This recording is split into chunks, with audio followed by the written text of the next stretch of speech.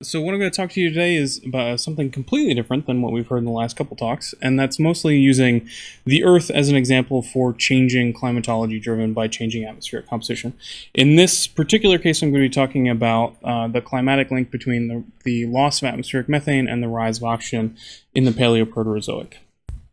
So for those of you who don't live here on Earth, the increase in atmospheric oxygen has fundamentally altered the Earth's atmosphere, its biogeochemical cycling, and its climate over these geologic timescales. So here, in the Archean, we expect to have vanishingly small amounts of oxygen, and then you get a rise into the Proterozoic, and then finally a second or potentially third rise of oxygen into the Phanerozoic. This is apparently, as of 2 weeks ago, an outdated evolution of Earth's atmospheric oxygen, so I have to wait until Tim Lyon's next paper comes out. The Proterozoic gets a little funkier, which is really cool.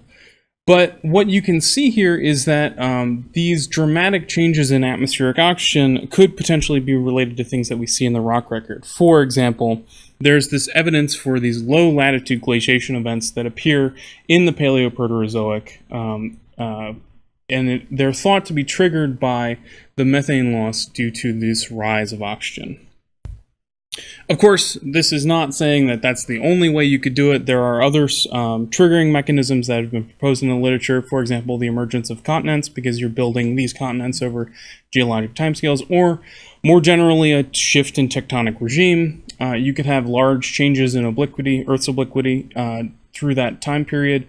You could have a magmatic shutdown, or, for example, low volcanic CO2 fluxes, which would drive your climatology towards more cold states.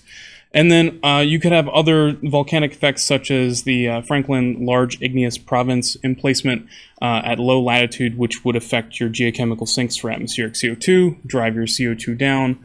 That could also have secondary effects, including the injection of sulfur into the stratosphere, which has a net cooling effect, as we know from the modern Earth's climate budget. Now, of course, all of this is to say that I'm suggesting a link between methane and these glaciations because methane is a great greenhouse gas. Its photochemical kryptonite is oxygen with a little asterisk because it's really the oxygen-dominated atmospheric regime that is important for this.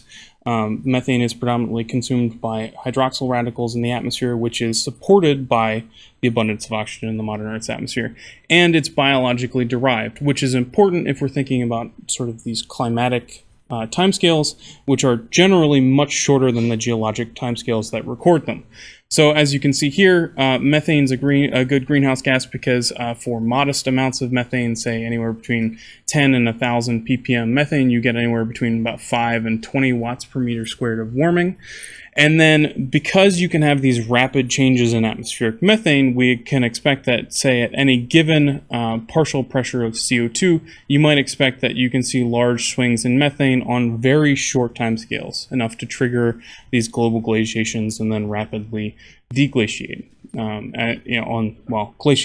Deglaciate on longer timescales, for example. And this is actually some work that has been done prior. This is Tietler et al. 2014 that has done a sort of an initial pass with the GCM looking at sort of the multiple climate states given the atmospheric composition of these Earth-like planets.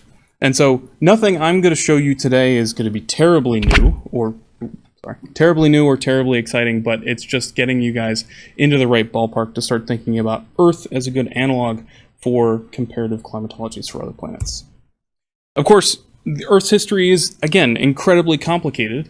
We have signs for intermittent oxygen from other proxies. So here I'm showing, this is the sulfur mass-independent fractionation record from the late Archean and the Paleoproterozoic, and you can see that we get a large signal which indicates low oxygen generally, and then in here there's some suggestion that you get a recurrence of sulfur mass-independent fractionation, which suggests a low oxygen regime, and then it goes away. The data in here is pretty sparse though, so that's a very hand-wavy explanation of what's happening. Generally speaking, what's thought to occur is that you have methane here in about 2.5 billion years ago, and then as you go through the oxidation of the Earth's atmosphere, oxygen rises, methane falls, but it again gets more complicated. There's some suggestion, for example, from David Catling, that you could go from a high methane regime to a very low methane regime, and then back to a modest amount of methane because you've established an ozone layer which protects your methane from destruction. Of course, this is an incredibly simplistic view of this. You could have potentially an interplay between all of the relevant greenhouse gases, not just methane and oxygen, but methane and CO2, nitrous oxide. All of those things could be playing together to tell you a different story based on the impacts of biology and temperature. So a more nuanced view, for example, might couple the biogeochemistry to the atmosphere, in which case you might see something like this from Mark Clear, looking at the interplay between methane and oxygen for a biosphere that has temperature controls built into it. And what you can see is that, methane starts out where we think it does, maybe 1,000 ppm or so, and then as you get towards this Paleoproterozoic or the Great Oxidation Event, you see that methane falls off fairly linearly until you hit basically a brick wall, and then, well, I can't use that word on televised, but the stuff hits the fan, and you get all sorts of exciting things that happen where your oxygen peaks and your methane drops off precipitously, and then you do that a few times, and you get a sequence of glaciations, which is what we see in the record. Of course, this type of behavior is incredibly model parameter sensitive, so whether you get 3 bumps, or 2, or 8, or 17, it really does matter kind of where you're coming from with this. So this link between the biosphere and your atmosphere and your climatology is incredibly important to think about as we go forward. So for those of you who have plants that don't have life, congratulations, your picture is much simpler, even though it's still incredibly difficult. So I'm not saying it's the way to go. And previous studies, again, reiterating that this is nothing new, have looked at the Archean and the Paleoproterozoic in terms of climate. For here, again, this is the Tietler et al. 2014 paper showing that for modest amounts of CO2 and methane, you get essentially some sea ice at the northern pole, but the mid and low latitude continents are completely ice-free and warm. But then as you go to lower CO2 and still the same amount of methane, you might expect to find that the ice is creeping equatorward, and you're left with just this open band of water. We see a similar thing with our GCM, Rocky 3D. This is from Tony Del Genio's 2018 paper, which is in press, not quite out yet. But for modest amounts of CO2 and methane, again, this is in the Archean rather than the Paleoproterozoic, you see you get an open band of water, and then the poles are very, very cold and potentially glaciated. With more CO2 and the same amount of methane, unsurprisingly, you see that the planet, generally speaking, deglaciates entirely. This, however, has an issue because it's using the modern continental configuration. I don't know about you guys, but I definitely don't think that it looked this way 3 billion years ago. Tietler et al. Did a better approximation of this using some paleo reconstructions for paleogeography. And so what I want to do today is show you guys some simulations that take this general type of continental configuration and apply our model to it. And so the paleogeographic reconstruction that I'm going to be leaning on today is based off of Mike Way's 2017 paper describing our model, where we have a Neoproterozoic, essentially 700 million years ago, near supercontinent, which is either in the process of agglomerating into one supercontinent or breaking apart into another, which is analogous to the rifting of Kennerland about 2.5 billion years ago, as you see from this paleo reconstruction from Pessinen et al. 2003. So we're taking this low latitude, essentially supercontinent, and we're seeing how the story changes for these same types of simulations. So again, broadly speaking, the parameter space shows that you have anywhere between 10 and 50 times present atmospheric level of CO2, so pre-industrial, 3,000 to 15,000 ppm CO2, you have 100 to 1,000 ppm methane, and then oxygen is negligible prior to the Great Oxidation Event. And then as you go into and through the Great Oxidation Event, you might expect to have comparable amounts of atmospheric CO2.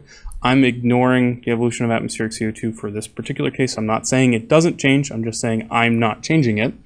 And methane drops by a couple orders of magnitude. And oxygen rises again by several orders of magnitude, depending on who you believe about proxies for the Proterozoic and whether or not you're including the overshoot and how long that may have lasted. For both of these cases, though, we expect the day length to be about the same. That's about a 17-hour day length because the Earth is rotating more rapidly, the Moon's closer. You have a decrease in solar luminosity, so you're getting about 1100 watts per meter squared. And again, you have this low latitude near supercontinent, either in the process of forming a single supercontinent or in the process of rifting. The timing's a little iffy in some cases. So, lots of cool pictures. Everyone loves those. The leftmost panels are with 10,000 ppm CO2, and the top and the rightmost panels are with 3,000 ppm of CO2. The top panels have a lot of methane, just shy of when we might expect to form organic hazes in our atmosphere, because that is not something our model does currently. And then the lower panels where we drop methane off the map down to the lower estimates of about 10 ppm. And what you can see here, this color bar is such that the warm colors are obviously warm and the cool colors are obviously cold. And for the 10,000 ppm CO2 and 2,000 ppm methane, you find these a broad swath up to about 30 degrees latitude where the continents are warm, the ocean is warm, you have liquid water and precipitation there.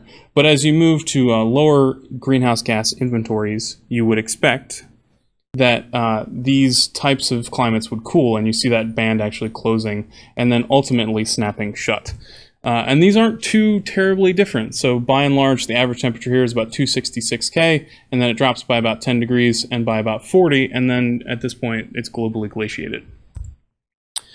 I'm not going to spend too much time talking about it, but there's some really interesting things happen in terms of, if we look at this 3,000 ppm CO2 case, you get an open water band at 600 ppm methane, and then it goes away. But the really interesting thing here is that you still have dry spots on your continents because the evaporation minus precipitation suggests, precipitation minus evaporation suggests that you have some places where you're not accumulating snow and ice. And so as they go away, you have to worry about how you're getting potential glaciers or ice into those regions to form the glacial records that we see today. So to put this in sort of a broader context of where we're going, I think we can invert the question and start asking not just what does it take to glaciate, but what values of parameters that we have that can generate glaciations tell us about the evolution of the Earth system at that time. The presence of continents changes the story slightly, and you have to include the influence of potentially dry valleys on the albedo, on the spectra that we might generate, and then ultimately on the climate, and then finally the need for a dynamic ice component, which is something we're thinking about. It's important to consider the link between biology and climate to capture potentially episodic behavior. That is, why are there 3 recorded glaciations in the Neoproterozoic, and how do we get there? And finally, from a photochemist's perspective, what's the impact of the ozone layer and changing from this reducing to this oxidizing regime? Do we have the potential for haze? Is that something that potentially triggers one of these global glaciations? So with that, I'd like to take questions. Thanks, Sonny. Got a few minutes for questions.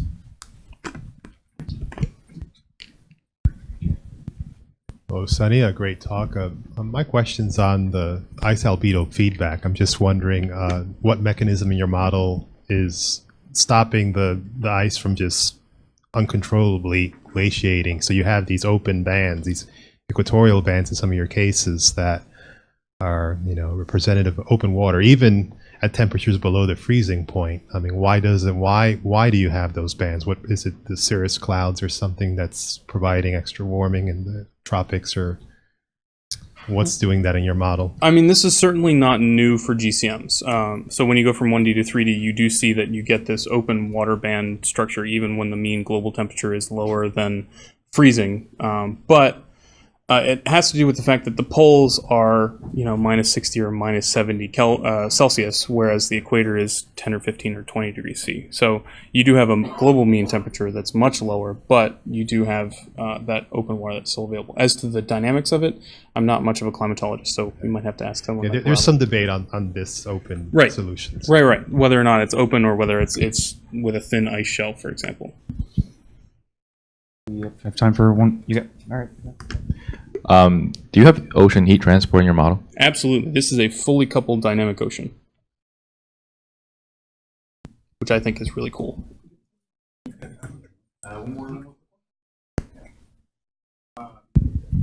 Dr. Harman, this is Thomas Tao. I have a general questions about glaciations we discussed a few minutes ago. The glaciation is caused by the slow forming exceeding the slow melting, and just as simple as that.